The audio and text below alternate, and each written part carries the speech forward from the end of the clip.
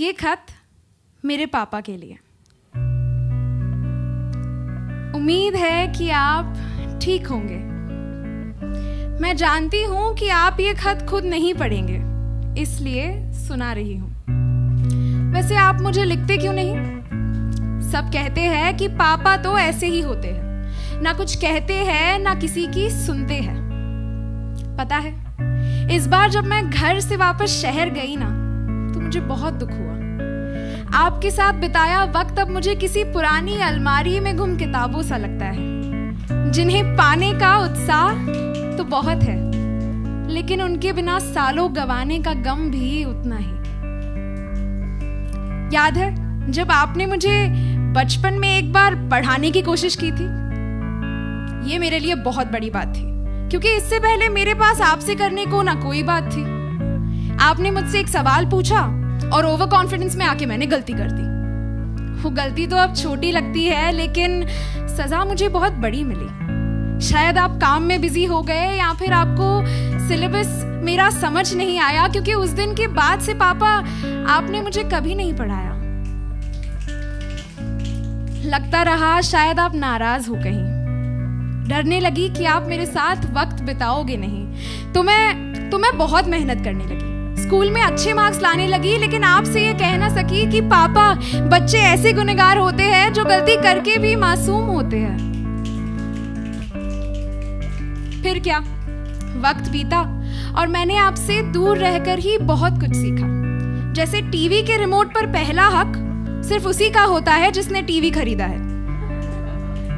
जैसे छुट्टी का मतलब 12 बजे तक सोना नहीं होता।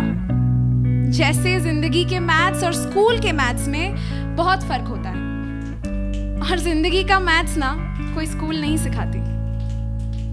लेकिन इस सब के बाद भी मेरे पास आपसे बात करने की ना कोई वजह थी। सबने कहा पापा तो ऐसे ही होते हैं, उनका प्यार गूंगा और उनकी चिंता बहरी होती है। लेकिन मुझे उम्मीद थी कि ये खामोशी की हवा अपना रुख जरूर बदलेगी। तो उस शाम जब मुझे स्टोर रूम के एक कोने में धूल से सने बैडमिंटन के 2 रैकेट्स मिले ना, तो मुझे आपके बचपन की याद आई और मैं सीधा उन दोनों रैकेट्स को आपके पास लाई। लेकिन आपने तब भी कुछ नहीं कहा, सिर्फ उस रैकेट को उठाया और शटल पे जोर से एक शॉट लगाया। वो शटल उड़ता हुआ मेरी ओर आया और मैंने भी शॉट लगाया, लेकिन फिर लगा जैसे ये मौका हाथ से गया, क्योंकि पापा आपसे वो शॉट मिस हो गया। मैं फिर डरने लगी।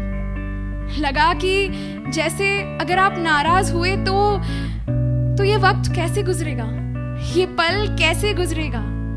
क्या हम 2 किनारे अलग ही रह जाएंगे? क्या बातों के दरिया हमें बिना छुए ही बह जाएंगे? पर तभी आप मुस्कुराए और बोले, चलो एक मैच हो जाए। और उस दिन से समझो जिंदगी की वो अलमारी अपने आप ही खुल गई और गिरी उनमें से वक्त की वो सारी किताबें जिनसे हम महरूम थे। छिपे थे इनमें मेरे बचपन के ढेर सारे किस्से और आपकी भी कुछ कहानियां। पापा सबने कहा था कि पापा तो ऐसे ही होते हैं, लेकिन वो सब लोग ना गलत थे। क्योंकि जहां शब्दों से हम दूर हुए तो एक खेल ने हमें मिला दिया, हम उम्र हमें बना दिया।